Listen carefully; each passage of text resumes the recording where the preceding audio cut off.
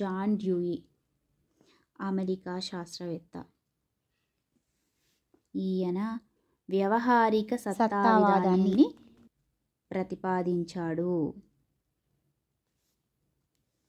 వ్యవహారిక సత్తావాదాన్ని ప్రతిపాదించింది ఎవరు అంటే జాన్ డ్యూయి. పాఠశాల అంటే చిన్న మోతాదు సమాజం. పాఠశాల అంటే చిన్న మోతాదు సమాజం. విలియం జేమ్స్ ప్రతిపాదించిన కార్యాకరణ వాదాన్ని అనుసరించాడు.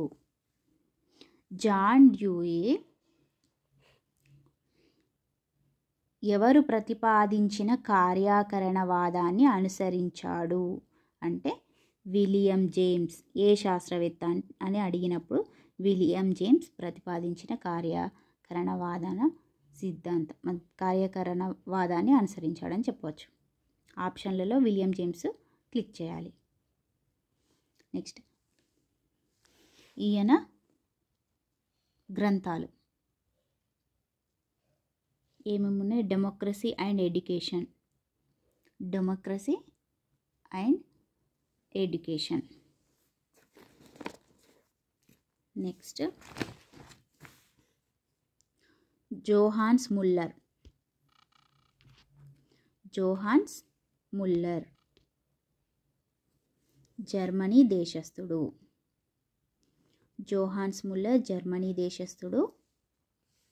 ఇక్కడ నిర్దిష్ట నాడీ శక్తుల సిద్ధాంతాన్ని రూపొందించాడు.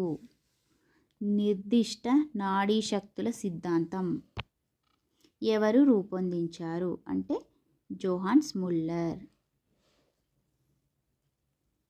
నెక్స్ట్, అనేక ఉద్దీపనలు ఒకే రకమైన ప్రతిస్పందనలు కలుగజేయవచ్చునని తెలియజేశాడు.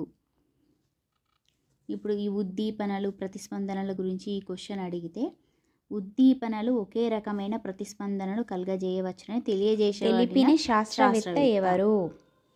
తెలియజేసింది ఎవరు? శాస్త్రవేత్త ఎవరు అంటే తెలిపిన శాస్త్రవేత్త ఎవరు అంటే జోహాన్స్ ముల్లర్. ప్లీజ్ లైక్ చేయండి, షేర్ చేయండి, సబ్స్క్రైబ్ చేయండి.